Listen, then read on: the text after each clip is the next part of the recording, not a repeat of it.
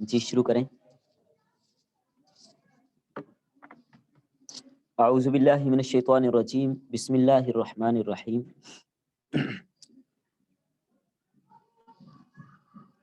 یوصیکم ای یأمرکم، اللہ تعالیٰ تمہیں حکم دیتا ہے، اللہ تعالیٰ تمہیں حکم دیتا ہے۔ تو ایک تو مطلقاً عام حکم ہوتا ہے، لیکن ایک حکم وہ ہوتا ہے جس میں تاکید بہت زیادہ ہو، جس کو وصیت کہا جاتا ہے۔ تو یہاں پر بھی یوصیکم، اللہ تعالیٰ تمہیں تاکیدی حکم دیتا ہے، تاکیدی حکم دیتا ہے۔ اللہ تعالیٰ فی اولادکم، ای فی شأن اولادکم، تمہاری اولاد کے بارے میں، بما یذکر للذکر منہم مثل حظ الانثیین، حظ ای نصیب، کیا ہوگا تمہاری اولاد کے بارے میں اللہ تعالیٰ تمہیں یہ حکم دیتے ہیں، للذکر، مرد کے لیے، مثل حظ الانثیین، دو عورتوں کے حصے کے برابر ہے، ایک مرد کا حصہ دو عورتوں کے حصے کے برابر ہے۔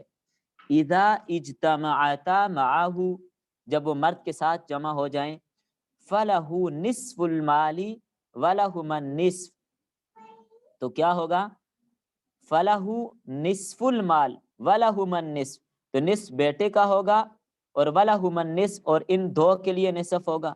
فإن کان معہ واحدۃ، اگر معہ واحدۃ ایک ہو، فلہ الثلث، تو اس کے لیے ثلث ہوگا، ولہ الثلثان، اور اس کے لیے مرد کے لیے دو ثلث ہوں گے۔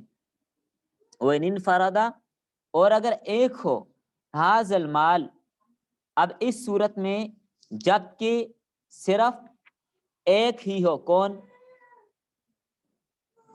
جب کہ صرف ایک ہی ہو، یعنی ایک صورت تو یہ ہے، سمجھیں بات کو، جب دو لڑکیاں ایک بیٹے کے ساتھ یعنی ایک لڑکے کے ساتھ ہوں تو لڑکے کے لیے مال کا نصف ہے اور دونوں کے لیے بھی نصف ہے، اور اگر ایک لڑکے کے ساتھ ایک لڑکی ہو تو لڑکی کے لیے ایک ثلث اور لڑکے کے لیے دو ثلث، اور اگر لڑکا اکیلا ہی ہے تو پورا مال اسی کو ملے گا، کیونکہ اور ہے کوئی نہیں وارث، پورا مال اس صورت میں لڑکے کو مل جائے گا۔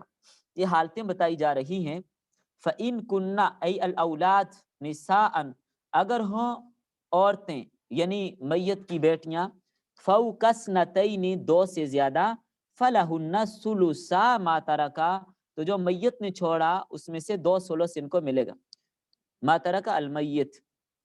وَقَدَ الْإِثْنَتَانِ، اور اسی طرح دو ہوں، لِأَنَّهُ لِلْأُخْتَيْنِ، کیونکہ جب بہنیں دو ہوں تو ان کے لیے بھی اتنا ہی ہوگا جتنا کہ دو بیٹیوں کے لیے ہوگا، بِقَوْلِهِ فَلَهُمَا الثُّلُثَانِ، ثلثان کی وجہ سے، مِمَّا تَرَكَ فَهُمَا أَوْلَى وَلِأَنَّ الْبِنْتُ تَسْتَحِقُّ الثُّلُث مَعَ الذَّكَرِ، چونکہ بیٹی ثلث کی مستحق ہوتی ہے مع الذَّكَرِ، لڑکے کے ساتھ، فَمَعَ الْأُنْثَى أَوْلَى، اور جب ساتھ دوسری مؤنث ہے تو پھر تو بحیثیت اولا وہ اس کی مستحق ہوگی۔ وفوقا، اور اگر یہ جو لفظ فوقا ہے، قیلا، یہ کہا جا رہا ہے کہ یہ صلہ ہے، یہ صلہ ہے، وقیل، اور یہ بھی کہا ہے لدفع توہمی زیادتی، یہ زیادتی کے توہم کو ختم کرنے کی وجہ سے لایا گیا ہے۔ النصیب بزیادت العدد لما، تاکہ کسی کے وہم میں یہ خیال نہ آ جائے کہ جب زیادہ ہو جائیں تو ان کی صورت میں ان کا حصہ بڑھتا چلا جائے گا، ایسی بات نہیں ہے، تو اس لیے یہاں پر لفظ فوق کا ذکر کیا۔ فہم استحقاق الاثنتین الثلثین مع جعل الثلث، فہم استحقاق الاثنتین، تو جب دو ہوں گے وہ مستحق ہوں گے دو ثلث کے، من جعل الثلث للواحد من الذکر، کہ لڑکی کے ساتھ ایک لڑکی کے لیے، وَإِن كَانَتْ الْمَوْلُودَةُ، وَإِن كَانَتْ، اگر وہ لڑکی ہے، واحدتاً ایک ہی، وَفِي قِرَاءَةٍ بِالرَّفْعِ فَكَانَ تَامُّهُ، تو کانا یہاں پر تامہ کے لیے ہوگا اور ایک قرات میں رفع کے ساتھ پڑھا گیا ہے، فَلَهَا النِّصْفُ، تو اس کے لیے نصف ہوگا، وَلِأَبَوَيْهِ، اور ماں باپ کے لیے، اے المیت، میت کے ماں باپ کے لیے، وَيُبَدَّلُ، اس کو یبدلو بھی پڑھا گیا، وَيُبْدَلُ مِنْهَا لِكُلِّ وَاحِدٍ مِنْهُمَا، یہ لکل واحد منہما سے بدل ہے، یعنی ماں باپ میں سے ہر ایک کے لیے. یہ مطلب نہیں ہوگا کہ ایک ہی سدس ماں باپ دونوں پر تقسیم ہوگا، نہیں. مطلب اس کا یہ ہے وَيُبْدَلُ مِنْهُمَا لِكُلِّ وَاحِدٍ مِنْهُمَا السُّدُسُ، دونوں میں سے ہر ایک کے لیے علیحدہ سے سدس ہوگا. مما ترکا ان کان لہ ولد، جو انہوں نے چھوڑا اگرچہ اس میت کے لیے اولاد ہے. ذکرن او انسا، وہ اولاد مذکر ہو یا مؤنث ہو، دونوں صورتوں میں ماں باپ کو سدس ملے گا. ونقطۃ البدل افادۃ، یہ بدل کا جو نقطہ یہاں پر ذکر کیا گیا ہے یہ فائدہ اس بات کا دیتا ہے انہما لا یشترکان فیہ، کہ ایک ہی سدس میں دونوں شریک نہیں ہوں گے، دونوں کا الگ الگ سدس ہوگا.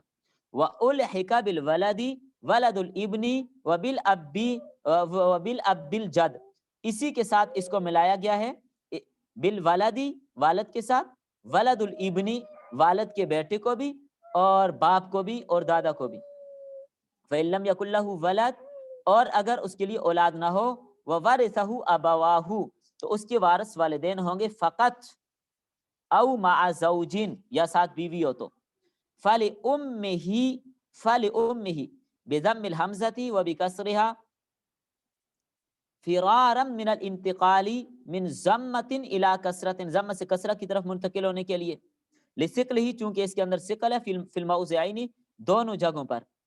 تو ایک سدس میں شریک نہ ہوں گے. بات کو سمجھیں، ضمہ سے کسرہ کی طرف انتقال اس لیے کیا گیا ثقل سے بچنے کے لیے دونوں جگہوں پر. الثلث، ثلث ہوگا، ای ثلث المال، یعنی اس پورے مال میں سے ثلث ہوگا.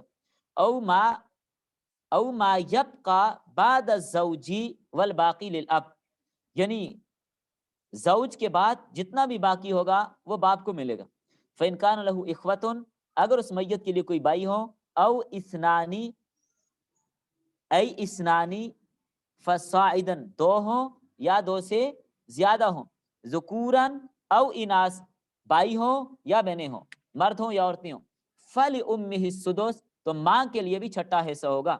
والباقی للاب، اور باقی باپ کے لیے ہوگا.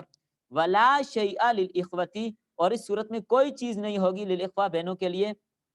وارث من ذکر ما ذکر، وارث وہی ہوں گے جن کا تذکرہ کر دیا گیا. من بعد ای بعد تنفیذ وصیت یوصی بها، جو اس نے وصیت کیا اس وصیت کے نافذ ہونے کے بعد.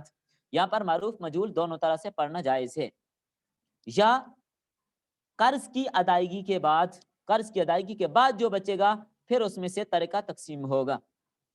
علیہ و تقدیم الوصیت علی الدین، اور تقدیم الوصیت علی الدین، یہاں پر تو وصیت کو دین پر مقدم کیا، وصیت کا ذکر پہلے ہے، قرض کا بعد میں ہے. وَإِن كَانَتْ مُؤَخِّرَةٌ عَنْهُ فِي الْوَفَاءِ لِلْاهْتِمَامِ، لیکن ادائیگی میں قرض پہلے ادا کیا جاتا ہے. آباؤکم و ابناؤکم، یہ آباؤکم اور ابناؤکم مبتدا ہے، اور اس کی خبر آگے آ رہی ہے لا تدرون ایہم اقرب لکم نفعا، لا تدرون اس کی خبر ہے. آباؤکم و ابناؤکم لا تدرون ایہم اقرب لکم نفعا، تمہارے باپ ہوں یا تمہاری اولادیں ہوں، تم نہیں جانتے کہ تمہیں زیادہ نفع دینے والا کون ہے، زیادہ فائدہ تمہیں کس سے ملے گا دنیا یا آخرت میں. فظن ان ابنہ انفع لہ، اور بعض کا یہ بھی گمان کیا جاتا ہے کہ بیٹا زیادہ فائدہ دے دے، یہ بھی ہو سکتا ہے. فیؤتیہ المیراث، تو تم میراث ساری اٹھا کر اس کو دے دو. فیکون الاب انفع، اور بعض کا ایسے ہوتا ہے کہ باپ زیادہ فائدہ دے دیتے ہیں، وبالعکس اس کے برعکس بھی ہوتا ہے. وانما العالم بذلک اللہ، اس معاملے کا اصل عالم، اصل جاننے والا بذلک اللہ، اللہ تعالیٰ ہے.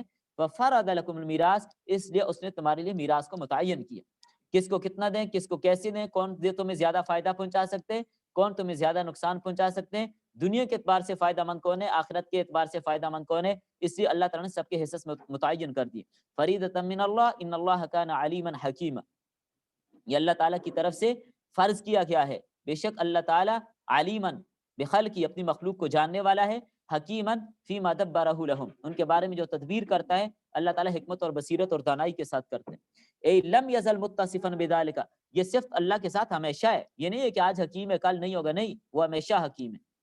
وَلَكُمْ نِصْفُ مَا تَرَكَ أَزْوَاجُكُمْ، اور تمہارے لیے آدھا ہوگا جو تمہاری بیویوں نے چھوڑا. إِن لَّمْ يَكُن لَّهُنَّ وَلَد، اگر ان کے لیے کوئی اولاد نہ ہو. مِنْكُمْ، تم سے اولاد ہو، او من غیرکم یا تمہاری بیویوں کی شادی پہلے بھی کسی سے ہو گئی تھی چاہے ان سے اولاد ہو، فإن كان لهن ولد اگر ان کے لیے اولاد ہو فلکم الربع تمہارے لیے چوتھا ہوگا، مما ترکنا من بعد وصیت یوصین بها او دین جو انہوں نے چھوڑا وصیت اور قرض کی ادائیگی کے بعد، ولحق بالولد فی ذلک ولد الابن بالاجماع تو اس میں پوتے کو بھی شامل کیا گیا ہے، ولہن ای الزوجات بیویاں اگر زیادہ بھی ہوں یا کم ہوں، بیویاں زیادہ ہوں ایک ہو دو ہوں تین ہو چار ہوں جتنی بھی ہوں یا کم ہو، الربع ان کو چوتھا ملے گا، مما ترکتم دو تم نے چھوڑا، ان لم یکن لکم ولد اگر تمہارے لیے کوئی اولاد نہ ہو، فإن کان لکم ولد اگر تمہاری اولاد موجود ہے، منہن ان عورتوں سے، او من غیرہن یا کسی دوسری بیوی سے، فلہن الثمن تو بیوی کے لیے آٹھواں حصہ ہوگا، مما ترکتم جو تم نے چھوڑا، من بعد وصیت توصون بها او دین یہاں پر بھی وہی صورت وصیت اور قرض کی ادائیگی کے بعد، وولد الابن کالولد فی ذلک اجماع وولد الابن کالولد پوتا بھی بیٹی کی طرح ہے اجماع، وان کان رجل یورث وان کان رجل اور آدمی ایسا ہے، یورث اس کا مورث یہ صفت ہے اور خبر اس کی کلالہ ہے، ای لا ولد له ولا ولدا ای لا والد له ولا ولدا نہ اس کا والد ہے نہ اس کی اولاد ہے، اوی مراتن یا عورت ایسی ہے کہ اس کا کوئی اس کا باپ بھی موجود نہیں کوئی اولاد بھی موجود نہیں، کلالہ ہے، ولہ ای للموروث الکلالہ اخن و اختن وہ کون ہوں گے بھائی اور بہن، ای من ام و قرابت ابن مسعود وغیرہ حضرت ابن مسعود وغیرہ حضرات یہ فرماتے ہیں، فلکل واحد منہم السدس تو ان دونوں میں سے ہر ایک کے لیے سدس ہوگا، مما ترکا جو تم نے چھوڑا، فإن کانوا ای الاخوۃ والاخوات من الام یعنی جو اخیافی ہیں اکثر من ذالک اس سے زیادہ ہوں، ای من واحدین یا ایک ہو یا ایک سے زیادہ ہوں، فہم شرکاء فی الثلث ای من واحدین ایک سے جب زیادہ ہو تو اس صورت میں فہم شرکاء فی الثلث تو وہ ثلث میں شریک ہوں گے، یستوی فیہ ذکورہم و اناثہم مردوں کو بھی اور لڑکیوں کو بھی برابر برابر ملے گا اس صورت میں، من بعد وصیت یوصی بہا او دین غیر مضارن کسی کو تکلیف نہیں دی جائے گی اس معاملے میں، وصیتاً یہ وصیت ہے یہ مصدر ہے مؤکد ہے لیوصیکم کے لیے من اللہ اللہ کی طرف سے، واللہ علیم اور اللہ تعالیٰ جاننے والا ہے، بما دبر لخلق من الفرائض حلیم اور اللہ تعالیٰ حلم والا ہے، بتاخیر العقوبت کہ فوراً سزا نہیں دیتا، امن خالفو جو اس کے حکموں کی مخالفت کرتے، وخصت السنت اور سنت کے ذریعے سے خاص کیا گیا ہے وراثت کے اندر من ذکر بمن لیس فیہ مانع کہ جس کے اندر وراثت کا کوئی معنی موجود نہیں ہے، اور وراثت کے معنی کیا ہیں، معنی کیا ہیں، کیا کیا چیزیں ہیں جو وراثت سے محروم کر دیتی ہیں، من قتل او اختلاف دین او رکن غلامی اختلاف دین اور قاتل وارث نہیں ہوتا، یہ ساری چیزیں الگ میں خلاصتاً سمجھاتا ہوں آپ کو، تل کا ای الاحکام المذکورہ من امر الیتامى وما بعدہ یتیموں کے بارے میں جو احکامات نازل ہوئے یا اس کے بعد جتنے احکام پڑے، حدود اللہ یہ اللہ کی حدیں، شرائع التی حدها لعبادہ جن کو متعین کیا اللہ تعالیٰ نے اپنے بندوں کے لیے، لیعملوا بها تاکہ اس پر عمل کریں، ولا يعتدوها اس سے تجاوز نہ کریں، ومن یطع اللہ ورسولہ جو اطاعت کرے گا اللہ اور اس کے رسول کی، فیما حکم بھی یعنی اللہ تعالیٰ اور اللہ کے رسول کے ان معاملات میں اپنا فیصل تصور کرے گا، جو احکامات اللہ اور اس کے رسول نے دیے ان کی اتباع کرے فرمانبرداری کرے ان کو مانے، یدخلہ بالیاء والنون التفاتاً دونوں صورتوں میں اس کو پڑھنا ٹھیک ہے، یہاں پر یہ فرما رہے ہیں بالیاء والنون التفاتاً یہاں پر نون سے یا کی طرف التفات کیا گیا ہے، جنات تجری من تحتها الانہار خالدین فیہا وذلک الفوز العظیم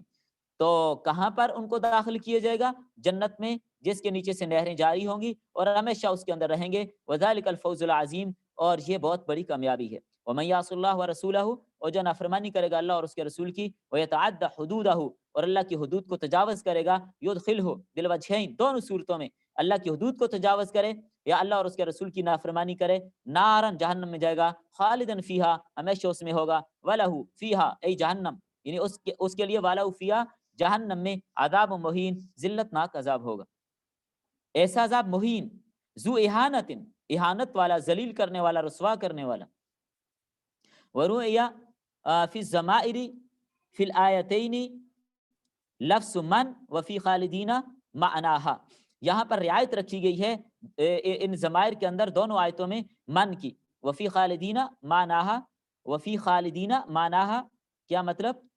مطلب اس کا یہ ہے کہ ہر صورت میں جو جہنم والے ہیں یہ جہنم میں رہیں گے اور جنت والے جنت میں رہیں گے. یہ نہیں ہوگا کہ آج وہاں ہیں اور کل وہاں ہوں گے، ایسا نہیں ہوگا.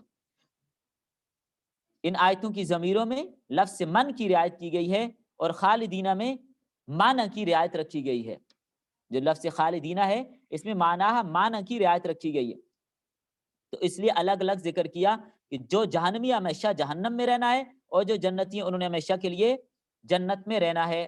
اب اس کو تھوڑا سا سمجھیں، بلکہ اپنے پاس چاہیں تو یہ آپ لکھ لیں. میت جو مال متروکہ چھوڑتی ہے، جو ترکہ چھوڑتی ہے، بالترتیب 4 حق اس سے متعلق ہوتے ہیں. کفن، کفن دفن اکٹھا ہی ہو گیا. قرض جس کو یہاں پر دین کہا گیا. وصیت صرف تہائی مال میں نافذ ہوگی، تہائی مال سے زائد کی وصیت کرتے ہیں نافذ نہیں ہوگی. اور وارث کے لیے وصیت کرتا ہے تو وہ بھی نافذ نہیں ہوگی، لا وصیۃ للوارث حدیث کی وجہ سے. اور چوتھا کام ہوگا، سب سے پہلے کفن دفن ہوگا، اس کے بعد دیکھا جائے گا کہ میت پر قرض تو نہیں ہے، اگر قرض ہے تو اس کی رقم میں سے قرض ادا کیا جائے گا. تیسرے نمبر پر وصیت نافذ کی جائے گی. دیکھیں ابھی صاحب جلالین نے اس کا تذکرہ بھی کیا کہ قرآن کریم میں جو تذکرہ کیا گیا وصیت کا پہلے ہے، قرض کا بعد میں ہے، لیکن ادائیگی میں قرض پہلے ہے، وصیت بعد میں ہے. شاید اب آپ کو بات سمجھ آ گئی ہو. کفن دفن کے بعد قرضہ ادا کیا جائے گا، پھر اگر اس نے وصیت کی ہے تو وصیت نافذ کی جائے گی. کچھ بچے تو اگر قرضے میں ساری رقم جاتی ہے تو جانے دیں، کوئی پرواہ نہیں، لیکن قرضہ لازمی ہے. اور کفن دفن بھی سنت کے مطابق ہوگا. سنت سے زائد بہت قیمتی کپڑا لگانا یا سنت سے ہٹ کر کوئی اور اس پہ خرچ کرنا یا قبر بنانے میں سنت سے ہٹ کر اس کو پکی بنانا، اس پر گنبد بنانا، یہ اس میں داخل نہیں ہے. وصیت صرف تیسرے حصے میں نافذ ہوگی، زیادہ میں نہیں، اور وہ بھی غیر وارث کے لیے. جو وارث ہوگا اس کے لیے وصیت نہیں ہوتی. چوتھے نمبر پر جا کر ورثاء پہ ترکہ تقسیم ہوگا. لیکن ترکہ تقسیم ہونے کے لیے یہ ضروری ہے، جیسے صاحب جلالین نے ابھی آخر میں یہ بات آپ کو فرمائی کہ موانع ارث موجود نہ ہو. اگر جہاں پر موانع ارث موجود ہیں تو پھر ترکہ ان پر تقسیم نہیں ہوگا. ترکہ کس پر تقسیم ہوگا وہ بات بعد میں آتی ہے. پہلے موانع ارث کیا ہیں صاحب جلالین نے اختصاراً آپ کو بتا دیا، لیکن بعض حضرات نے چوتھا بھی ذکر کیا ہے. 4 اوصاف ایسے ہیں، 4 باتیں ایسی ہیں کہ جن کی وجہ سے بندہ وراثت سے محروم ہو جاتے ہیں. نمبر 1، وارث اگر غلام ہے تو اس کو میت کے مال سے کچھ نہیں ملے گا. نمبر 2، وارث اگر قاتل ہے اس کو کچھ نہیں ملے گا. قاتل کو وراثت نہیں ملتی. یہاں پر تو قتل ہوتے ہی وراثت پانے کے لیے، قتل کرتے ہی اس لیے کہ ہم اس کی جائیداد پہ قبضہ کریں. قاتل وراثت سے محروم، کچھ بھی نہیں ملے گا اب اس کو. اور تیسرا ہے دین الگ ہو، دین الگ ہو. اور چوتھا ملک الگ ہو. ملک الگ سے مراد یاد رکھیں یہ مطلب نہیں ہے کہ ایک آدمی یہاں پر رہ رہا اور ایک امریکہ میں، ایک بیٹا اس کا امریکہ میں رہ رہا ہے، تو جو بیٹا امریکہ میں ہے وہ جب آ جائے تو اس کہ بھائی آپ کو تو ملک الگ ہے، آپ تو وارث نہیں ہے. یہ مطلب اس کا ہرگز نہیں ہے، یاد رکھیں. اس کا مطلب یہ دار الحرب میں رہتا ہوں، دار الحرب میں، اور اس کا آنا جانا ناممکن ہو.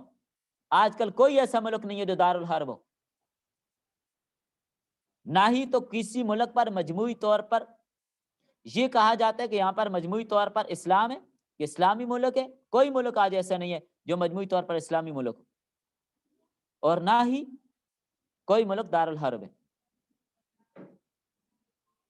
ترکہ کے تقسیم کرنے کی ترتیب: نمبر 1، سب سے پہلے ذوی الفروض کو دیا جائے گا، پھر عصبہ نسبی کو دیا جائے گا، پھر ذو الفروض نسبیہ کو دیا جائے گا، پھر ذوی الارحام کو دیا جائے گا، پھر وہ آدمی جس کے لیے سارے مال کی وصیت کی ہے موسیٰ لہ بجمیع المال، اور پھر بھی اگر بچ جائے تو بیت المال.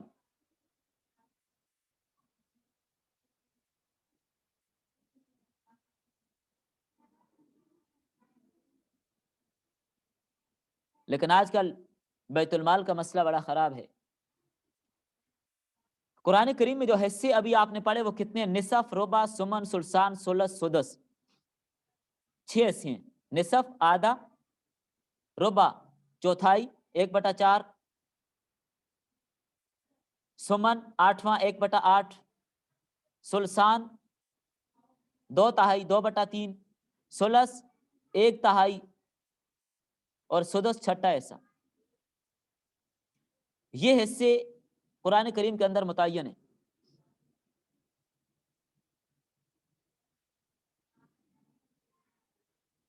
شریعت نے جن لوگوں کا حصہ مقرر کیا ہے ان کو ذوی الفروض کہا جاتا ہے، اور یہ 12 لوگ ہیں، 4 مرد ہیں 8 عورتیں ہیں۔ شریعت نے جن کا حصہ خود مقرر کیا 12 لوگ ہیں، 4 مرد 8 عورتیں۔ مرد کون سے؟ یہ یاد رکھنے آپ نے، باپ، دادا اور اخیافی بھائی، شوہر، یہ 4 مرد ہیں۔ اور عورتیں کون سی ہیں؟ بیوی، بیٹی، پوتی، ترتیب سے چلیں، بیوی، بیٹی، پوتی، پھر حقیقی بہن، علاتی بہن، اخیافی بہن، ماں، دادی، یہ 8 عورتیں، بیوی، بیٹی، پوتی، حقیقی بہن، علاتی بہن، اخیافی بہن، ماں اور دادی۔ آپ ترتیب سے چلیں، باپ کو کب ملے گا، کتنا ملے گا، کیا صورت ہوگی؟ تو باپ کے 3 احوال ہیں۔ نمبر 1، پہلی صورت میں باپ کو سدس ملتا ہے، کب؟ جب میت کا بیٹا یا پوتا موجود ہو۔ میت کا بیٹا یا پوتا موجود ہے، باپ کو چھٹا ملے گا۔ دوسری صورت میں سدس بھی ملے گا، عصبہ بھی ہوگا، سدس مال عصبہ، آپ یوں لکھ لیں، سدس مال عصبہ، کب؟ جب میت کی بیٹی یا پوتی ہے، یعنی مذکر اولاد نہیں ہے، مؤنث اولاد موجود ہے، سدس بھی ملے گا، جو باقی بچے گا وہ بھی باپ کو مل جائے گا۔ تیسری صورت صرف عصبہ ہوگا، کب؟ جب میت کا بیٹا، پوتا، بیٹی، پوتی وغیرہ کچھ بھی نہیں، مذکر مؤنث کوئی اولاد نہیں، اب باپ عصبہ ہوگا، سارا مال لے لے گا، ابھی آپ نے آیت میں پڑھ بھی لیا۔ نمبر 2، دوسری حالت دادا کی ہے، دادا جان کے احوال۔ دادا جی کی 4 حالتیں ہوں گی، 4 احوال ہیں دادا جی کی، کس صورت میں ان کو کیا کیا کتنا کتنا ملے گا۔ لیکن یہاں پر دادا سے مراد یاد رکھیں جد صحیح ہے، جد صحیح۔ جد صحیح کون سا ہوتا ہے؟ جس کا میت سے رشتہ جوڑنے میں بیچ میں مؤنث کا واسطہ نہ آئے، میت سے رشتہ جوڑنے میں مؤنث کا واسطہ نہ آئے۔ باپ کے باپ کو دادا کہتے ہیں، بیچ میں عورت تو نہیں آئی نا، پر دادا، باپ کے باپ کے باپ کا باپ، باپ کے باپ کا باپ، اب عورت کا واسطہ اس میں نہیں آیا۔ اور ایک جد فاسد ہوتا ہے، یعنی جب میت سے رشتہ جوڑنے بیچ میں مؤنث آ جائے، جیسے نانا، بیچ میں ماں آ رہی ہے، تو یہ جد فاسد ہے۔ تو دادا جو جد صحیح ہے اس کی 4 حالتیں ہوں گی۔ پہلی صورت میں سدس ملے گا، کب؟ جب میت کا بیٹا یا پوتا موجود ہو۔ دادا کو سدس ملے گا کب؟ جب میت کا بیٹا یا پوتا موجود ہو۔ نمبر 2، سدس بھی ملے گا، یعنی چھٹا بھی ملے گا، اور اس کے ساتھ عصبہ بھی ہوگا، یعنی جتنا بچے گا سارا لے لے گا، عصبہ کا یہ مطلب ہے۔ کب؟ جب میت کی مؤنث اولاد ہو، میت کی مؤنث اولاد ہو، جو باقی بچے گا وہ بھی اس کو ملے گا، سدس بھی اس کو ملے گا۔ تیسری صورت صرف عصبہ ہوگا، کب؟ جب میت کی کوئی مذکر یا مؤنث اولاد موجود نہیں ہے۔ دیکھیں سمجھیں، سدس کب ملتا ہے؟ جب میت کے ساتھ کیا ہو؟ میت کا بیٹا یا پوتا، یعنی مذکر اولاد ہو۔ اور سدس کب ملتا ہے؟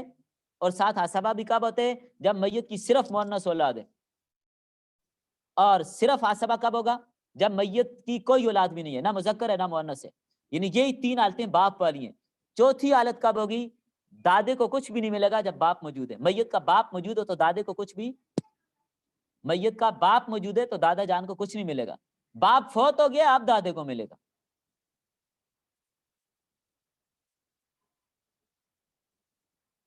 احیافی بہنوں کے اور بھائیوں کی حالتیں لکھیں،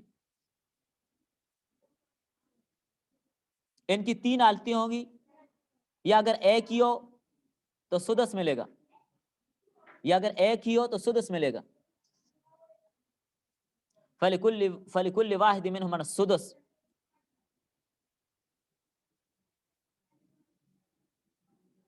نمبر 2، دوسری حالت، اگر 2 یا 2 سے زیادہ ہوں تو ان کو ثلث ملے گا، یہ مؤنث اور مذکر میں برابر تقسیم ہوگا۔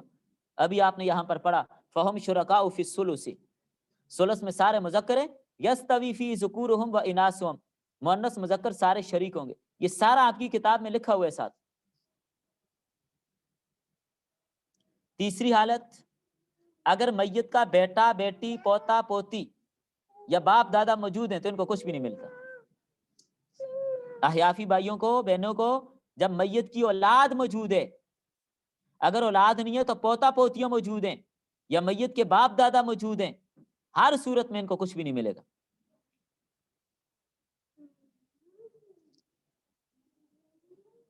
شوہر کے حالات، شوہر کی دو حالتیں ہوں گی،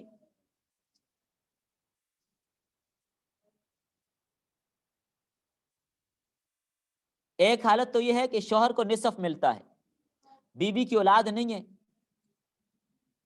اولاد سے مراد بیٹا بیٹی پوتا پوتی نیچے تک اولاد نہیں ہے، نصف ملے گا۔ یعنی شادی ہوئی تھی، فوت ہو گئی، اب اس کے جتنا بھی اس کا مال ہے اس میں سے نصف کس کا ہوگا؟ خاوند کو ہوگا۔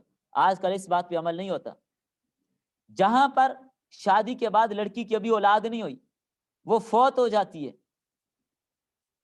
تو لڑکی کے والدین آ کر سارا کچھ اٹھا کے لے جاتے ہیں۔ ایسے ہی نہیں ہوتا، سارا کچھ لے جاتے ہیں، اس کی اجازت نہیں ہے، یہ خاوند اس کا وارث ہے، سارا جہیز نہیں لے کے جا سکتے واپس۔ جو جہیز دیا تھا تم نے توفتاً اس لڑکی کو دیا، اس کی مالک وہ ہے۔ اب اگر یہ لڑکی فوت ہو جاتی ہے، اس کی ملک میں سونا ہے، چاہے اس کو مہر کے طور پر دے دیا گیا تھا خاوند کی طرف سے، اس کے کپڑے ہیں، اس کا جہیز ہے، اس کی نقدی ہے، وہ سب لڑکی کے والدین اٹھا کے نہیں لے جا سکتے، آدھا اس میں سے اس لڑکے کا، اس کے خاوند کا ہے۔ دوسری حالت، شوہر کے لیے چوتھا حصہ ہوگا، ربع 1/4۔ اگر بیوی کی اولاد موجود ہے تو پھر اس صورت میں خاوند کو چوتھا ملے گا۔ بیوی کی حالتیں لکھیں،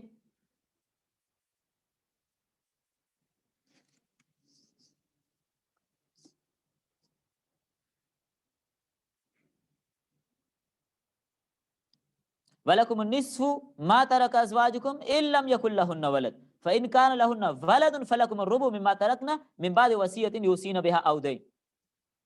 تو یہاں پر بیوی کی حالت،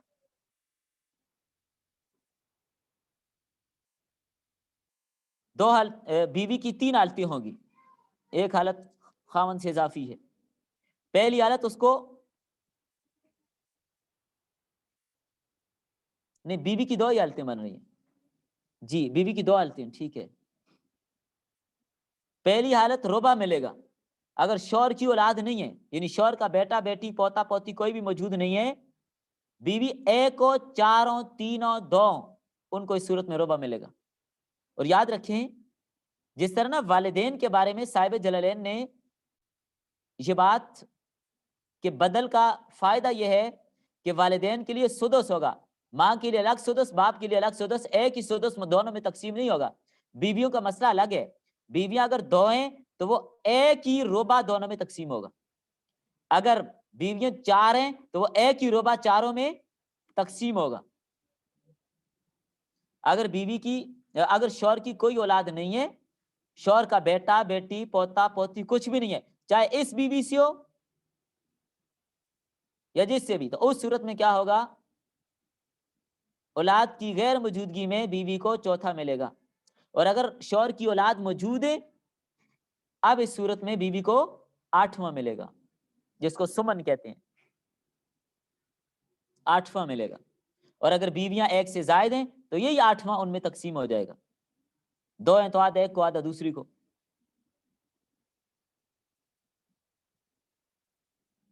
بیٹیوں کے احوال،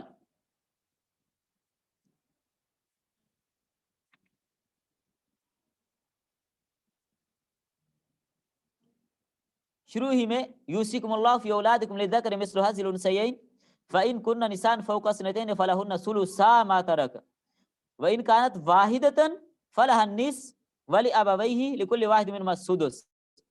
یہاں پر بیٹیوں کے احوال 3 حالتیں ہوں گی۔ بیٹی اگر صرف 1 ہے تو نصف ملے گا، بیٹی اگر 1 ہے تو آدھا مال ملے گا، فلها النصف، وَإِن كَانَتْ وَاحِدَةً فَلَهَا النِّصْفُ، اگر بیٹی ایک ہے تو آدھا ملے گا. سلسان یعنی 2 سلس ملے گا اگر بیٹیاں 2 یا 2 سے زیادہ ہیں. یہ اس صورت میں اور یہ ساری بات کے ساتھ مذکر اولاد نہیں ہے. یہ پہلی دونوں حالتیں جو بتا رہا ہوں. نصف ملے گا صرف ایک ہی بیٹی ہے، کوئی بیٹا اور یا کوئی بیٹی موجود نہیں ہے. دوسری حالت یہ صرف 2 بیٹیاں ہیں یا 2 سے زیادہ ہیں تو ان کو سلسان ملے گا جبکہ ساتھ مذکر اولاد نہ ہو. یہ اس صورت میں فَإِن كُنَّ نِسَاءً فَوْقَ اثْنَتَيْنِ فَلَهُنَّ ثُلُثَا مَا تَرَكَ. اور تیسری حالت لِلذَّكَرِ مِثْلُ حَظِّ الْأُنثَيَيْنِ، یہ تیسری حالت ہے. اگر ان کے ساتھ بیٹا بھی ہو تو اب بیٹیاں اسبا بنے گی. کیا مطلب؟ لِلذَّكَرِ مِثْلُ حَظِّ الْأُنثَيَيْنِ کے حساب سے ان کی تقسیم ہوگی کہ جتنا ایک بیٹے کو ملے گا اتنا 2 بیٹیوں کو مل جائے گا. فرض کریں بیٹے کو 2 لاکھ ملے ہیں تو بیٹی کو اس کا نصف 1 لاکھ ملے گا. بیٹے کو لاکھ ملا ہے، بیٹی کو 50,000 ملے گا. یہ 3 حالتیں بیٹیوں کی ہو گئی. بیٹی سے مراد میت کی بیٹیاں، سارے رشتے میت کے ہو رہے ہیں.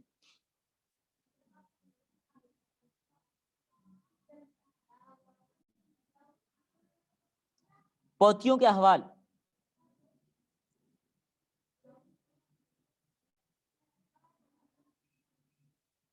پہلی حالت پوتی کی یہ ہوگی اگر پوتی ایک ہی ہے تو اس کو نصف ملے گا.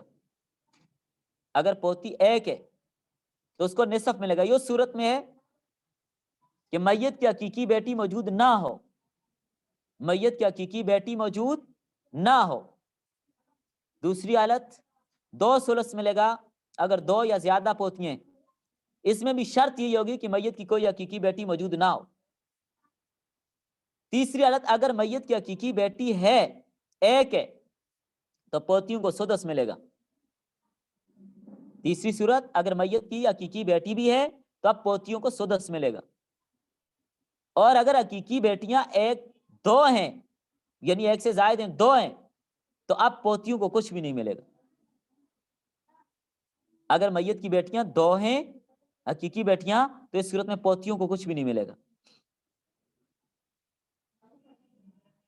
لیکن 5ویں صورت یہ بنے گی اگر پوتا موجود ہے، میت کا پوتا موجود ہے تو اب یہ پوتیاں عصبہ بن جائیں گی. یہ اسی صورت میں جب میت کی حقیقی بیٹیاں نہ، اوپر بات ہو چکی. اگر پوتا موجود ہے تو یہ ان کو عصبہ بنائے گا، عصبہ بن جائیں گی. اب وہی للذکر مثل حظ الانثیین کے حساب سے حساب ہوگا. اور 6ٹھی صورت یہ ہوگی پوتیوں کی اگر میت کا بیٹا موجود ہے تو پوتیوں کو کچھ بھی نہیں ملتا. میت کا بیٹا موجود ہے، پوتیوں کو کچھ بھی نہیں ملتا.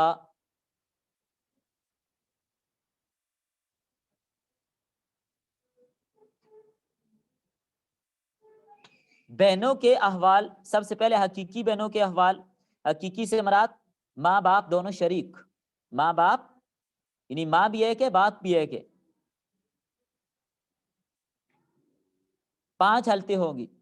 نصف ملے گا اگر ایک ہی ہو. 2 ثلث ملے گا اگر 2 یا زیادہ ہیں. تیسری صورت اگر ان بہنوں کے ساتھ حقیقی بھائی بھی ہو میت کا، یاد رکھیں میت کا بھائی. اگر ان 2 بہنوں کے ساتھ یا جتنی بھی ہیں حقیقی بھائی بھی ہے تو اب بہنیں عصبہ بنے گی اور اب للذکر مثل حظ الانثیین کے تحت تقسیم ہوگی. چوتھی حالت یہ بنے گی اگر میت کی بیٹیاں یا میت کی پوتیاں موجود ہیں تو اب بہنیں بھی عصبہ بن جائیں گی. 5ویں حالت یہ ہے اگر میت کا بیٹا، پوتا یا میت کا باپ یا دادا موجود ہے تو بہنوں کو کچھ بھی نہیں ملے گا. میت کی اولاد موجود ہے یا میت کے اصول موجود ہیں، بہنوں کو کچھ بھی نہیں ملتا.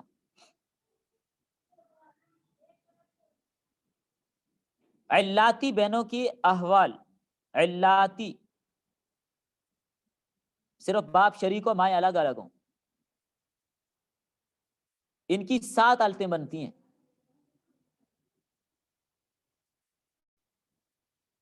پہلی حالت نصف ملے گا لیکن شرط وہی ہوگی کہ حقیقی بہن میت کی کوئی بھی نہ ہو.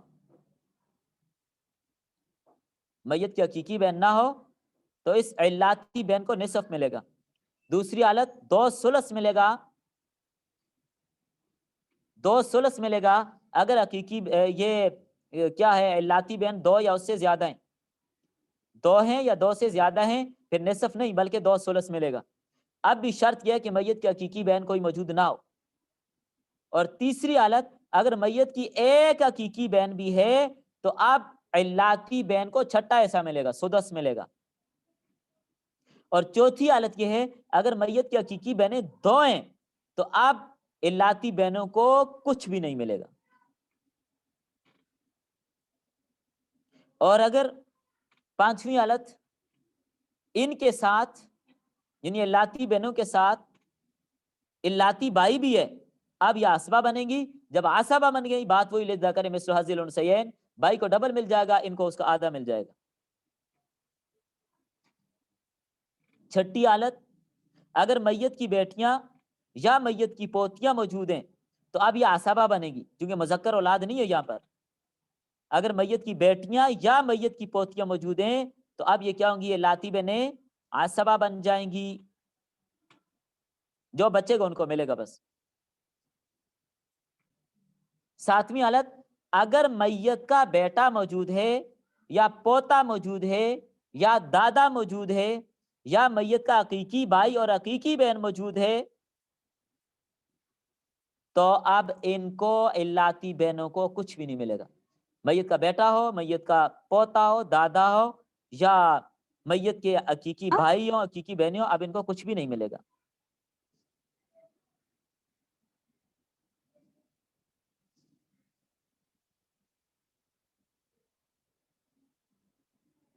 احیافی بہنوں کے احوال.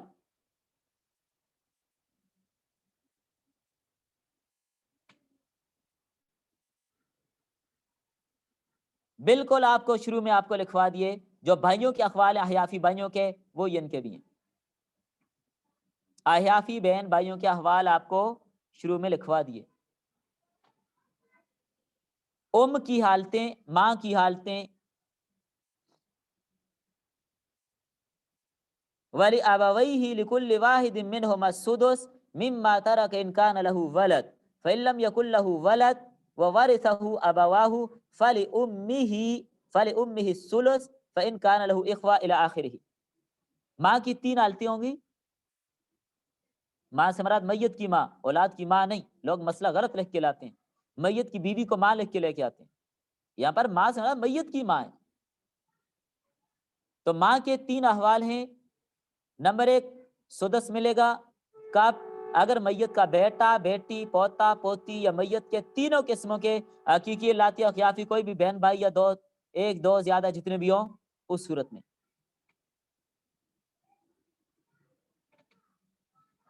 میت کو اس کو ماں کو سدس ملے گا کب؟ اگر میت کا بیٹا، بیٹی، پوتا، پوتی یا تینوں قسموں کے حقیقی لاتی اخیافی بھائی بہنوں میں سے 2 یا زیادہ ہوں تو چھٹا حصہ ملے گا. دوسری حالت میت کے مذکورہ ورثاء میں سے کوئی بھی نہ ہو، نہ بیٹا ہے، نہ بیٹی ہے، نہ پوتے، نہ پوتی ہے، حقیقی لاتی اخیافی بہن بھائی کوئی بھی نہیں ہے تو اب ماں کو ثلث ملے گا. ماں کو ثلث ملے گا.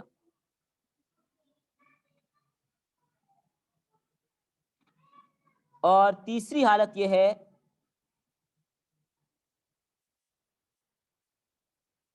شوہر میت اگر عورت ہے تو، اور اگر میت مرد ہے تو بیوی. شوہر یا بیوی کا حصہ دینے کے بعد ماں کو بچے ہوئے ترکے کا ثلث ملے گا. جتنا بچ گیا اس میں سے ثلث ملے گا.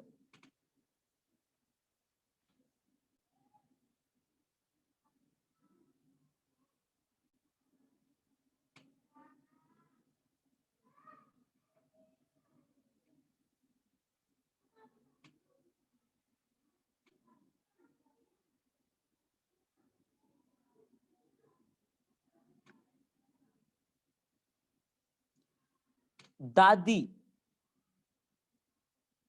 اس کے احوال کیا ہیں؟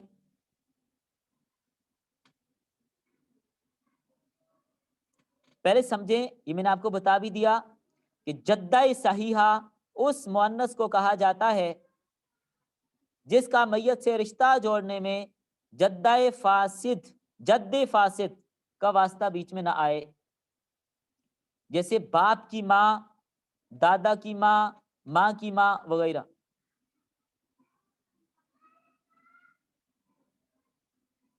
اور جدہ فاسدہ وہ ہوگی جس کا میت سے رشتہ جوڑنے میں جد فاسد کا واسطہ بیچ میں آ جائے، جیسے نانے کی ماں۔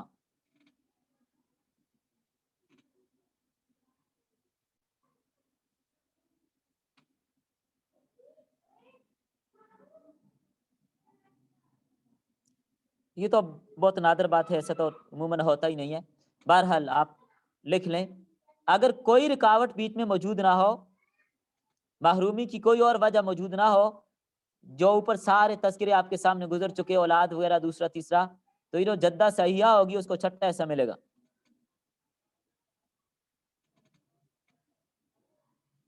اور دوسری حالت یہ ہے کہ اگر میت کی ماں ہے تو دادی اور نانی کو پھر کچھ بھی نہیں ملے گا، اور اگر میت کا باپ ہو تو دادی کو کچھ نہیں ملے گا، لیکن نانی کو پھر بھی اس صورت میں ایسا دیا جائے گا۔ اور اسی طرح اگر میت کا دادا موجود ہے تو دادا کی ماں کو کچھ نہیں ملے گا، لیکن دادا کی بیوی کو ملے گا۔ اس کی وجہ یہ کہ یہاں پر رشتہ جوڑنے میں بیچ میں، میت کا رشتہ جوڑنے میں بیچ میں دادا کا واسطہ نہیں آتا۔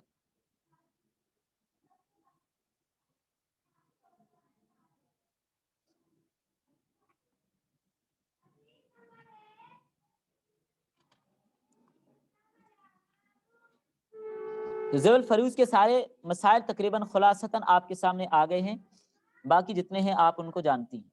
واللاتی یاتین الفاحشۃ، اور تمہاری عورتوں میں سے وہ عورتیں جو بے حیائی کی طرف آئیں، من نسائکم، تمہاری عورتوں میں سے، فاستشہدوا علیہن اربعۃ منکم، ان پر 4 گواہ قائم کرو، اے من الرجال المسلمین، یعنی مسلمان مردوں میں سے، فإن شہدوا علیہن بہا، اگر وہ ان پر گواہی دے دیتے ہیں کہ انہوں نے یہ حرکت کی ہے، فامسکوہن، تو اے احبسوہن، ان کو روک کے رکھو، فی البیوت، گھروں میں، وامنعوہن من مخالطۃ الناس، اور لوگوں میں آنے جانے سے ان کو روک دو، گھروں میں بند کر دو، نظر بند کر دو، حتی یتوفاہن الموت، یہاں تک کہ موت ان کا کام تمام کر دے، یعنی فرشتے اس کو موت دے دیں، او یا الی ان یجعل اللہ لہن سبیلا، یا اس وقت تک ان کو قید میں رکھو، گھر میں بند رکھو کہ اللہ تعالیٰ ان کے لیے کوئی اور راستہ نکال لے۔ جب تک اللہ تعالیٰ نے کوئی اور راستہ نہیں نکالا، اس وقت تک ان کو اپنے گھر میں کیا رکھنا ہے؟ قید کر کے رکھنا ہے، ادھر ادھر جانے نہیں دینا۔ یاد رکھیں، صاحب جلالین نے نیچے سارے مسئلے کی خود وضاحت کی ہے، پہلے میں آپ کو سمجھاتا ہوں، پھر آپ اس کو پڑھیں، پھر آپ کی سمجھ میں بات آئے گی۔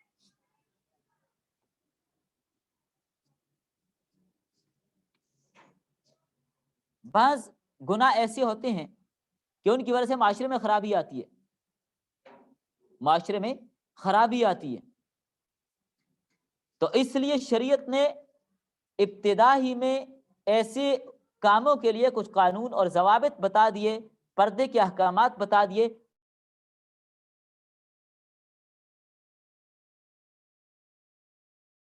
تاکہ یہ مسائل پیدا نہ ہو۔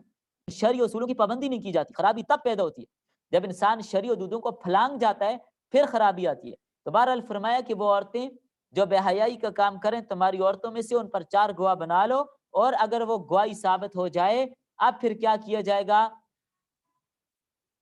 4 گواہ جب گواہ قائم ہو جائیں، اور یہ فرمایا کہ من الرجال، مردوں میں سے، مردوں میں سے، عورت گواہ اس معاملے میں بن ہی نہیں سکتی، اے من الرجال المسلمین، حالانکہ یہ صاحب جلال شافعی المسلک ہیں، ان کے نزدیک بھی نظریہ یہی ہے کہ حدود کے معاملے میں صرف مرد گواہ بن سکتے ہیں، عورتیں گواہ نہیں بن سکتی، اس لیے کہ اس مسئلے میں 1,00,000 عورتیں بھی اگر گواہی دیں اس کی کوئی حیثیت نہیں۔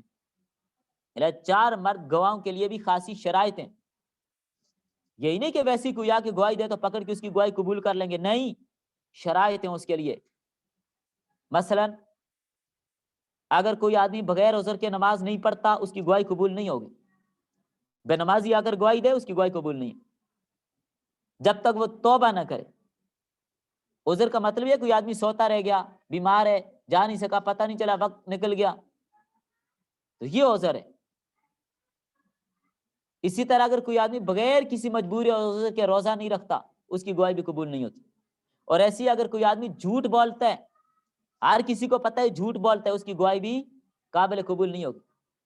کوئی آدمی بھی کہتا ہے فلاں موقع پر اس نے جھوٹ بولا تھا, چاہے وہ ایک دفعہ ہی کیا ہونا, اس کی گواہی قبول نہیں ہوتی. اور ایسی اگر کوئی آدمی بغیر کسی شرعی عذر کے جماعت کے ساتھ نماز نہیں پڑھتا اس کی گواہی بھی قبول نہیں ہوتی. اور اگر کوئی آدمی بغیر کسی عذر کے جمعہ چھوڑتا ہے اس کی گواہی بھی قبول نہیں ہوتی. خیر القرون کے زمانے میں اس بات کا تصور بھی نہیں تھا کہ اذان ہو جانے کے بعد معذوروں کے علاوہ کوئی آدمی گھر میں ہو جمعے والے دن. تو بہرحال یہ گواہوں کی شرائطیں آج کل ناممکن ہے ایسی شرائط کسی میں پائی جائیں, بہت کم میں.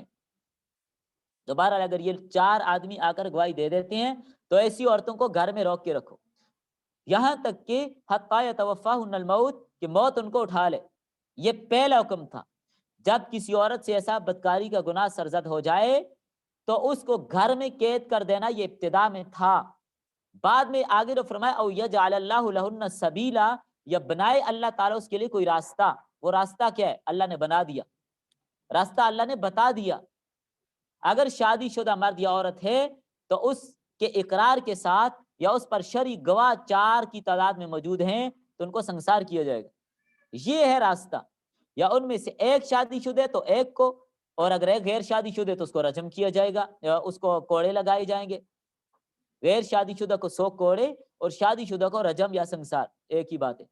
فَجْلِدُوا كُلَّ وَاحِدٍ مِّنْهُمَا مِئَةَ جَلْدَةٍ, یہ ہے او یجعل اللہ لہن سبیلا. فَجْلِدُوا كُلَّ وَاحِدٍ مِّنْهُمَا مِئَةَ جَلْدَةٍ. اگر یہ شرعی سزائیں نافذ ہوں تو یہ معاملات ہی ختم ہو جائیں. یاد رکھیں, یہ مسئلہ اچھی طرح سمجھیں. گواہوں کی تعداد کا پورا ہونا لازمی اور ضروری ہے. اگر 3 گواہ بھی گواہی دیتے ہیں ان کی گواہی کا کوئی اعتبار نہیں ہوگا.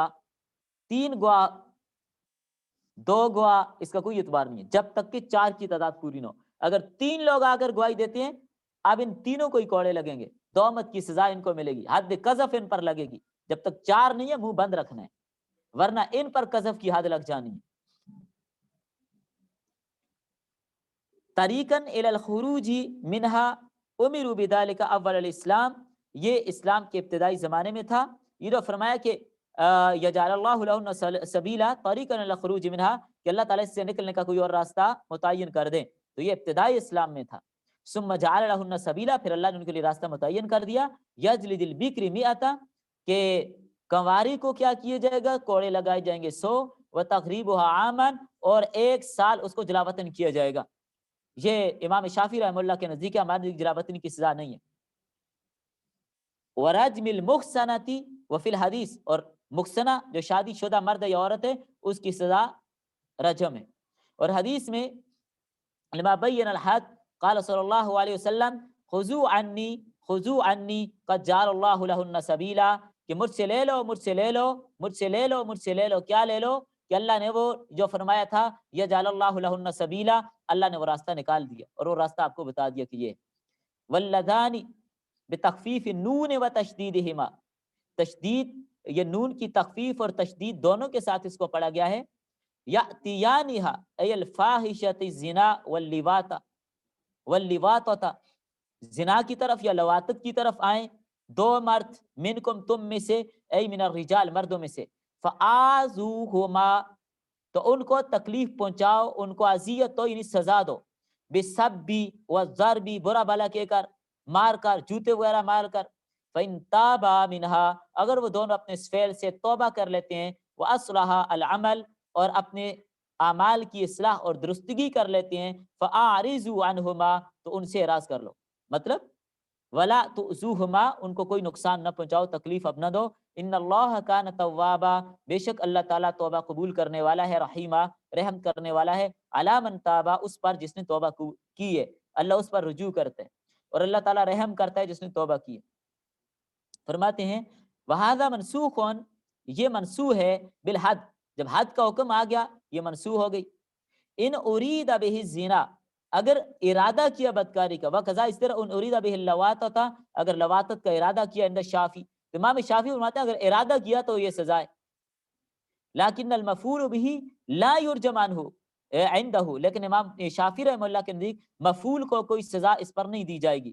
کان محسنا، وان کان محسنا، اگرچہ وہ شادی شدہ ہو، وان کان محسنا، اگرچہ وہ شادی شدہ ہی کیوں نہ ہو، بل یجلد، بلکہ اس کو کیا کیا جائے گا، کوڑے لگائے جائیں گے، اور تغریب عام یعنی 1 سال اس کو جلاوطن کیا جائے گا.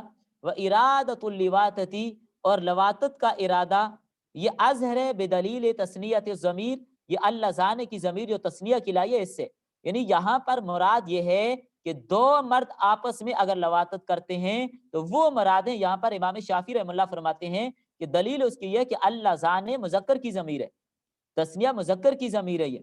والاول قال اراد الزانی والزانیہ، اور دوسرا، پہلا تو یہ اور دوسرا قول اس میں یہ بھی ہے کہ اگر زانی ہے یا زانیہ ہے، اللہ زانے سے وہ دونوں مراد ہیں، کیونکہ یہ بھی 2 ہی بن جاتے ہیں.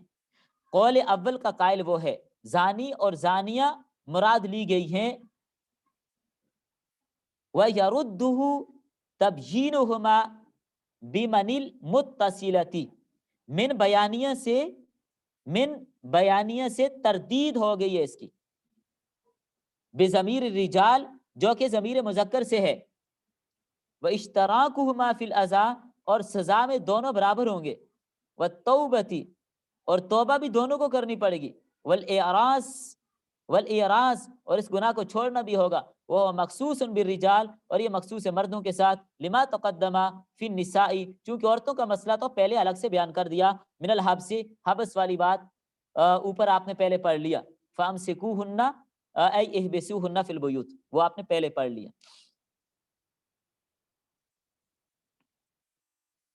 فرمایا انما التوبۃ، بے شک انما التوبۃ علی اللہ، اللہ ان لوگوں کی توبہ قبول کرتا ہے. ای التی کتب علی نفسہ قبولہا بفضلہ، یعنی اللہ نے اپنے آپ پر اپنے فضل کے ذریعے سے ان لوگوں کی توبہ کو قبول کرنا لازم کیا. للذین یعملون السوء، جو برائی کا کام کر لیتے ہیں، المعصیۃ، نافرمانی کا، بجہالت، نادانی سے.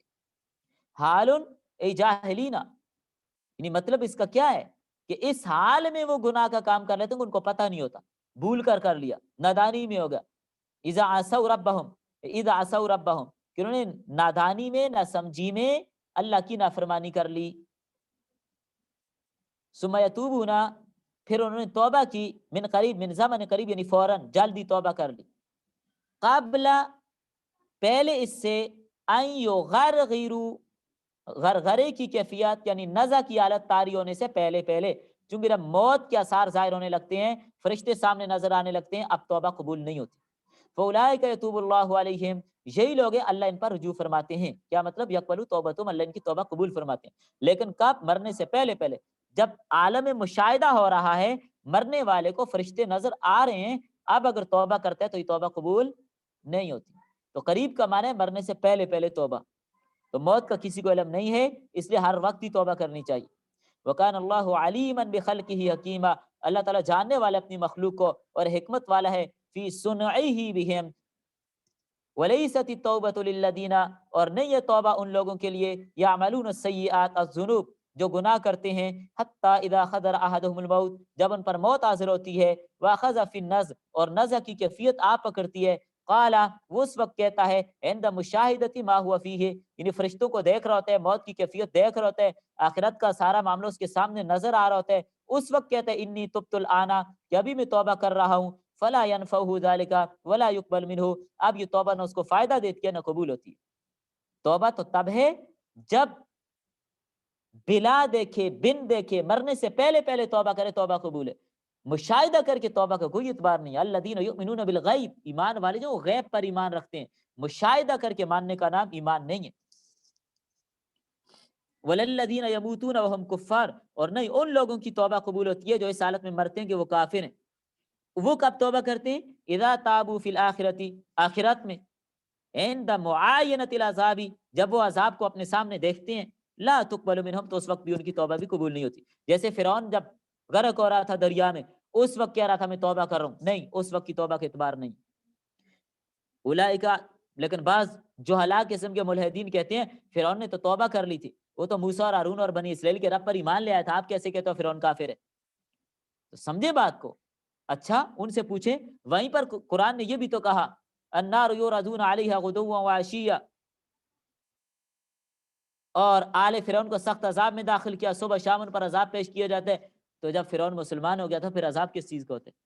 مسلمان نہیں ہوا تھا اس وقت عالم نظر کی کیفیت میں، مشاہدے کی کیفیت میں ایمان لانا معتبر نہیں ہے، وہ قابل قبول نہیں ہے۔ اولئک اعتدنا، یہی لوگ ہیں جن کے لیے ہم نے تیار کر رکھے لهم عذابا الیما، دردناک عذاب، مؤلما، تکلیف دینے والا۔ یا ایھا الذین آمنوا، ایمان والو، لا یحل لکم، نہیں حلال تمہارے لیے ان ترثوا النساء، کہ تم زبردستی وارث بنو عورتوں کے، ای ذات اور نہیں ان کی ذات کے، کرہن زبردستی، بالفتح والضم لغتان، دونوں لغت اس میں جائز ہیں، ای مکرہیہن، کہ زبردستی کرو تم ان کو، مجبور کرو، الا ذلک، اس بات پر، کانوا فی الجاہلیۃ یرثون النساء اقربائہم، کیا کرتے جاہلیت میں، زمانہ جاہلیت میں لوگ اپنی عورتوں کے وارث بن جاتے تھے، ان کے رشتہ دار، زبردستی۔ فَإِن شَاءُوا، اگر چاہتے تھے تو تزوجوها، ان کے ساتھ نکاح کر لیتے تھے، بلا صداقن، بغیر مار کے، کہتے ہیں یہ تو ہماری اپنی ہے، چچا کی بیٹی ہے، تائی کی بیٹی ہے، پھپھو کی بیٹی ہے، ہماری اپنی ہے، ہمیں مار دینے کی کوئی ضرورت نہیں ہے، مار تو باہر کے لیے دیا جاتا ہے۔ اس طرح بہانے بنا کر زبردستی ان سے نکاح کر لیتے، اگر یہ لڑکی ان کے ساتھ نہیں بھی رہنا چاہتی زبردستی نکاح کرتے۔ او زوجوها، یا ان سے وہ نکاح کر لیتے تھے، واخذوا صداقها وعدلوها حتى تفتدی بما ورثته، اگر وہ مار ان سے لیتے بھی تھے تو بعد میں ان پر زبردستی کر کے فدیے کے طور پر ان سے واپس لے لیتے تھے۔ مختلف قسم کے جبر و ستم زمانے جاہلیت میں ہوتے تھے، یا بعض اوقات ان پر جبر کر کے، ستم کر کے ان سے پیسے لے کے خلا کرو پھر ہم تمہیں طلاق دے دیں گے، اس مقصد کے لیے وہ نکاح کرتے تھے، تو یہ سب ناجائز ہے۔ یا ایسے ہی بما ورثت او تموتا فیرثوها فنهوا عن ذلك، یا اگر ان عورتوں کا کوئی فوت ہو جاتا پیچھے سے، یہ جو ان کے رشتہ دار ہوتی ہیں ان کے وارث بنتے، نہ کہیں ان کا نکاح کر کے دیتے اور نہ اپنے ساتھ نکاح کرتے ان کا مال کھانے کے لیے، اللہ تعالیٰ نے ان باتوں سے منع کیا۔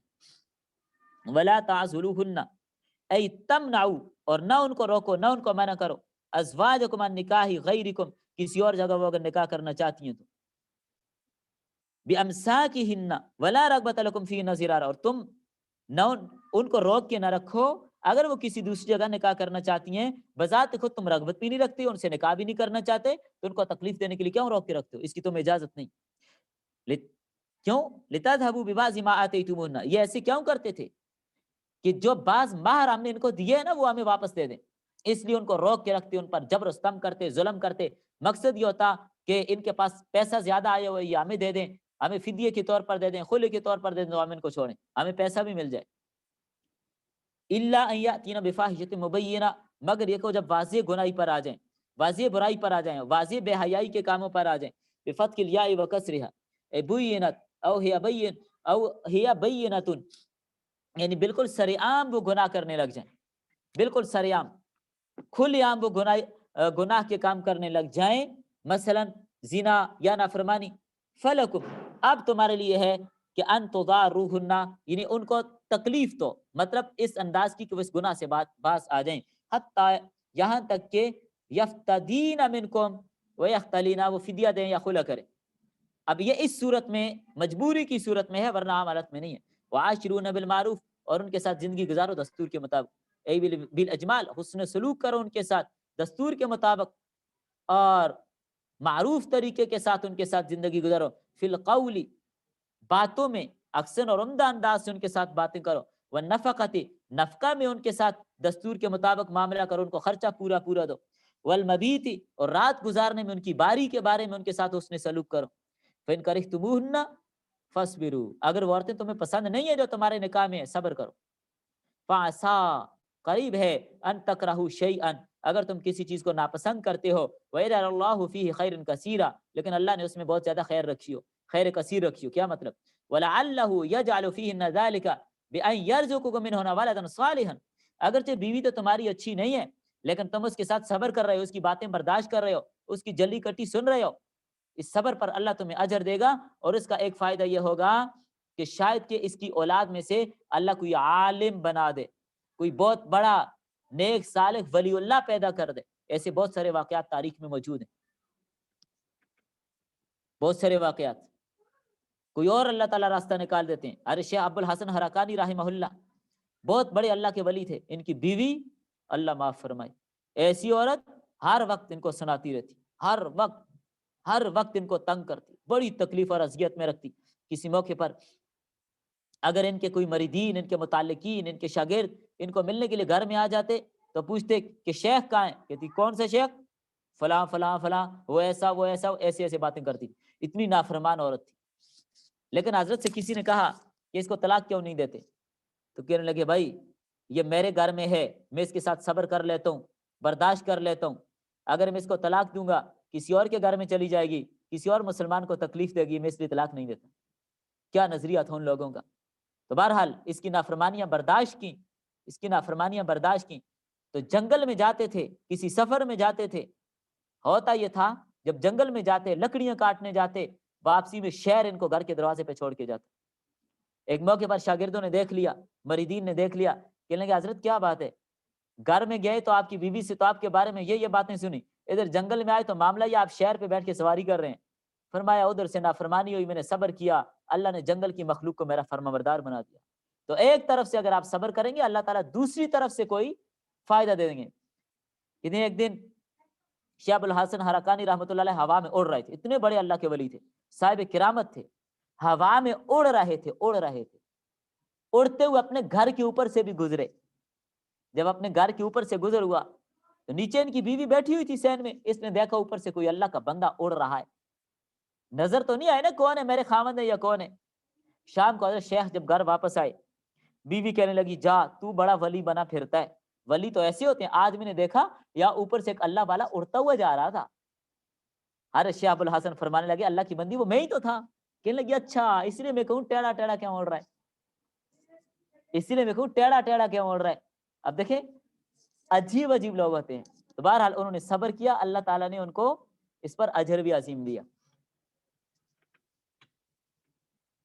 تو فرمایا اگر بالفرض اگر تم ان کے ساتھ صبر کرتے ہو, بعض کا تو ہوتا ہے صبر کرو گے, انما یوفی الصابرون اجرهم بغیر حساب.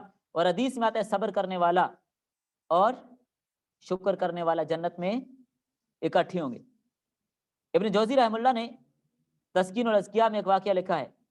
انہوں نے مختلف ابواب قائم کیے ہیں علامہ ابن جوزی رحمۃ اللہ علیہ نے. اس میں ہر طبقے کی ذہانت کے واقعات, فقہا کی ذہانتیں, علماء کی ذہانتیں, محدثین کی ذہانتیں, حکماء کی ذہانتیں, عورتوں کی ذہانتیں, مردوں کی ذہانتیں, قاضیوں کی ذہانتیں, جانوروں کی ذہانتیں, ہر ایک کو الگ الگ باب باندھ کے حضرت نے لکھا. عجیب کتاب ہے, بہت زبردست کتاب ہے. ایک بار بندہ شروع کرتا ہے جب تک ختم نہ ہو تو صبر نہیں ہوتا. عجیب قسم کی کتاب ہے. اس میں غالباً انہوں نے ایک واقعہ لکھا ہے. ایک آدمی بہت خوبصورت تھا, ایسا خوبصورت کہ ہزاروں میں سے ایک. اس کی شادی ہو گئی ایک ایسی عورت کے ساتھ جو بالکل کالی سیاہ تھی, لیلا, رات کی طرح. اب اس عورت نے محسوس کیا کہ یہ بندہ تو بڑا حسین اور جمیل ہے, اب جب میری شادی اس کے ساتھ ہو گئی یہ مجھے طلاق دے دے گا, یہ میرے ساتھ نہیں رہے گا. تو یہ بڑی چالاک تھی, سمجھدار تھی. اس نے ایک دن اپنے خاوند سے کہا کہ ہم دونوں کتنے خوش نصیب ہیں کہ ہم جس طرح دنیا میں اکٹھے ہم جنت میں بھی اکٹھے ہوں گے. وہ اللہ کا بندہ حیران ہوا کہ میں تو دنیا میں اس کو رکھنے کے چکر میں نہیں ہوں, اور یہ کہہ رہی ہے کہ جنت میں بھی ہم اکٹھے ہوں گے. اس نے پوچھا وہ کیسے؟ کہنے لگی حدیث میں جو آتا ہے, حدیث میں آتا ہے کہ صبر کرنے والا اور شکر کرنے والا جنت میں اکٹھے ہوں گے. صبر کرنے والا اور شکر کرنے والا جنت میں اکٹھے ہوں گے. تو اب بات یہ ہے کہ مجھے آپ جیسے حسین و جمیل شوہر ملے ہیں, میں آپ کے ساتھ صبر, میں آپ اس بات پر شکر کر رہی ہوں, اور میں سیاہ ہوں, آپ میرے ساتھ صبر کر رہے ہیں, تو لہٰذا ہم جنت میں بھی دونوں اکٹھے ہوں گے. یا طلاق دینے کے ارادے سے باز آ گئے. تو ایسے ذہین لوگ بھی ہوتے ہیں. وَإِنْ أَرَدْتُمُ اسْتِبْدَالَ زَوْجٍ مَكَانَ زَوْجٍ, اور اگر تم ارادہ رکھو کسی اور عورت کے ساتھ نکاح کرنے کا, أَخَذَهَا بَدَلَهَا بِأَنْ طَلَّقْتُمُوهَا, کہ اس کو طلاق دے کر کسی اور عورت کے ساتھ نکاح کرنا چاہتے ہو, آتَيْتُمْ إِحْدَاهُنَّ أَيَّ الزَّوْجَاتِ قِنْطَارًا, تو جتنا بھی مہر تم نے ڈھیروں کے حساب سے دیا اس کو واپس مت لو. قنطارن سے یہ بات بتائی جا رہی ہے. کل میں مہر کے مسائل بیان کر رہا تھا, تو قنطارن کسی کے لیے جائز نہیں ہے کہ مہر کے مسائل کو کسی ایک ہاتھ میں بند کر دے. قرآن کہتا ہے قنطارن, ڈھیروں کے حساب سے. جی ہاں, مالن کثیرن صداقن, مہر میں جتنا بھی مال دیا اس کو واپس مت لو. حضرت عمر فاروق رضی اللہ عنہ نے کسی موقع پر لوگوں کو اکٹھا کر کے لوگوں پر پابندی لگا دی اور اعلان فرما دیا کہ آئندہ کے لیے مہر اتنا ہوگا، اس سے زیادہ رکھنے کی اجازت نہیں، کیونکہ حضرت عمر سمجھتے تھے لوگ مہر کے معاملے میں افراط تفریط کرتے ہیں، تو ایک سیاسی حکم نامہ انہوں نے جاری فرمایا کہ مہر اتنا رکھا جائے۔